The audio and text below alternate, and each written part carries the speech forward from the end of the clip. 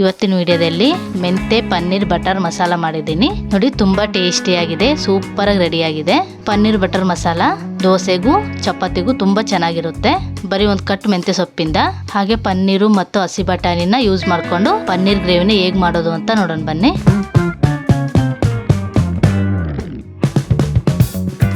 ಮೆಂತೆ ಪನ್ನೀರ್ ಬಟರ್ ಮಸಾಲ ಮಾಡೋಕ್ಕೆ ಒಂದು 200 ಗ್ರಾಮ್ ಅಷ್ಟು ಪನ್ನೀರ್ ತಗೊಂಡಿದ್ದೀನಿ.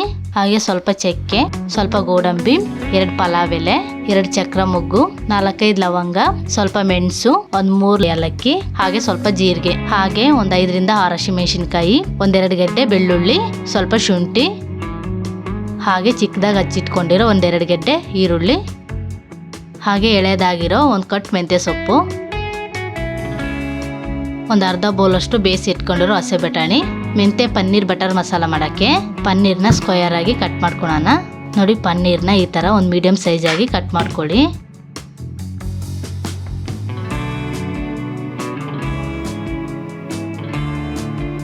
ನೋಡಿ, ಪನ್ನೀರ್ನ ಈ ಥರ ಸ್ಕ್ವೇರ್ ಆಕಾರದಲ್ಲಿ ಕಟ್ ಮಾಡ್ಕೊಂಡಿದ್ದೀನಿ. ಇದನ್ನಿಗೆ ಸೈಡ್ಗೆ ಎತ್ತಿಟ್ಕೊಂಡು ಮೆಂತ್ಯ ಸೊಪ್ಪನ್ನ ಕಟ್ ಮಾಡ್ಕೊಳ್ಳೋಣ.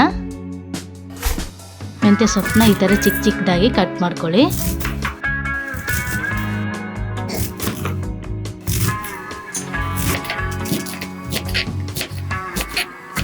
ಕಟ್ ಮಾಡಿಕೊಂಡು ಸೊಪ್ಪನ್ನ ಈ ಥರ 1-2 ಸಲ ಚಾಕ್ನಿಂದ ಸ್ಮಾಶ್ ಮಾಡ್ಕೊಳ್ಳಿ.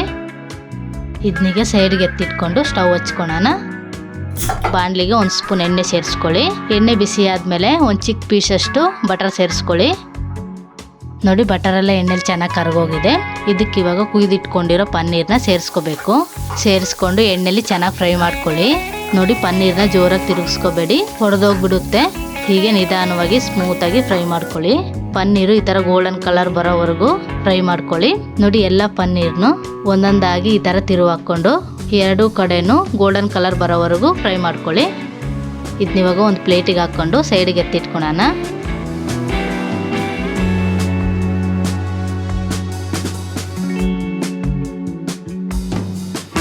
ಅದೇ ಬಾಣಲಿಗೆ 1-2 ಸ್ಪೂನ್ ಎಣ್ಣೆ ಸೇರಿಸ್ಕೊಂಡು ಚಿಕ್ಕದಾಗಿ ಹಚ್ಕೊಂಡಿರೋ ಈರುಳ್ಳಿನ ಆ್ಯಡ್ ಮಾಡ್ಕೋಬೇಕು.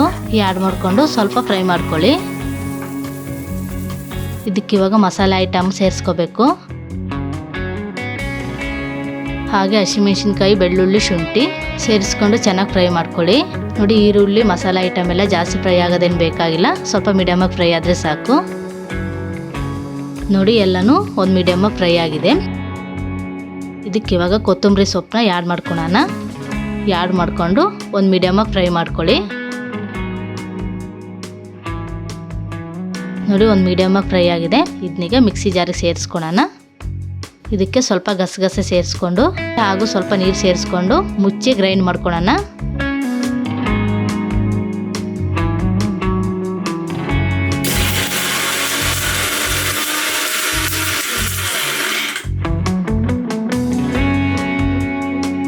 ನೋಡಿ, ಗ್ರೀನ್ ಮಸಾಲೆ ರೆಡಿ ಆಗಿದೆ, ಚೆನ್ನಾಗಿ ಗ್ರೈಂಡ್ ಆಗಿದೆ.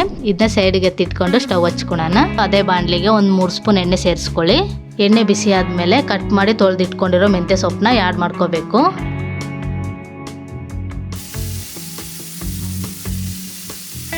ಆ್ಯಡ್ ಮಾಡಿಕೊಂಡು ಸೊಪ್ಪನ್ನ ಎಣ್ಣೆಲಿ ಚೆನ್ನಾಗಿ ಫ್ರೈ ಮಾಡ್ಕೋಬೇಕು.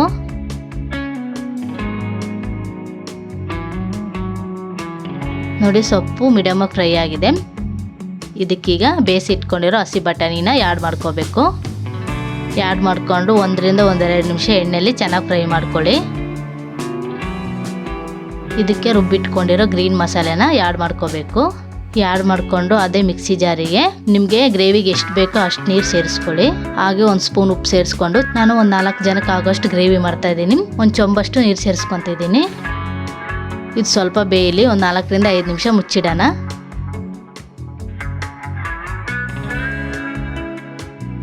ನೋಡಿ, ಮಸಾಲೆ ಬಟಾಣಿ ಚೆನ್ನಾಗಿ ಬೆಂದಿದೆ.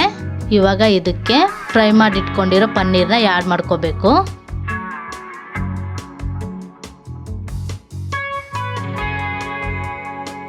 ಹಾಗೆ 1 ಸ್ಪೂನ್ ಗರಂ ಮಸಾಲ, ಒಂದು ಚಿಕ್ಕ ಬೌಲಷ್ಟು ಫ್ರೆಶ್ ಕ್ರೀಮ್ ಸೇರಿಸ್ಕೊಂಡು ಎಲ್ಲನೂ ಚೆನ್ನಾಗಿ ಮಿಕ್ಸ್ ಮಾಡ್ಕೊಳ್ಳಿ. ಫ್ರೆಶ್ ಕ್ರೀಮ್ ಸೇರಿಸೋದ್ರಿಂದ ಫ್ಲೇವರ್ ಚೆನ್ನಾಗಿರುತ್ತೆ. ಇದು ಸ್ವಲ್ಪ ಬೇಯಲಿ, ಒಂದು 4ರಿಂದ 5 ನಿಮಿಷ ಮುಚ್ಚಿಡೋಣ.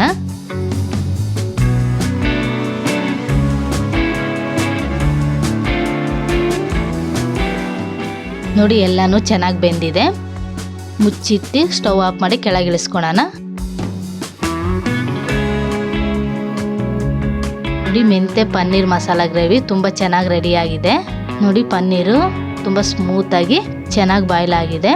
ಪನ್ನೀರ್ ಮಸಾಲ ಗ್ರೇವಿಗೆ ಮೆಂತೆ ಹಾಗೂ ಹಸಿ ಬಟಾಣಿ ಹಾಕೋದ್ರಿಂದ ಗ್ರೇವಿ ತುಂಬ ಚೆನ್ನಾಗಿರುತ್ತೆ, ಟೇಸ್ಟಿಯಾಗಿರುತ್ತೆ. ಇದು ದೋಸೆಗೂ ಚಪಾತಿಗೂ ಹಾಗೂ ಪರೋಟ ಪೂರಿಗೂ ತುಂಬ ಚೆನ್ನಾಗಿರುತ್ತೆ.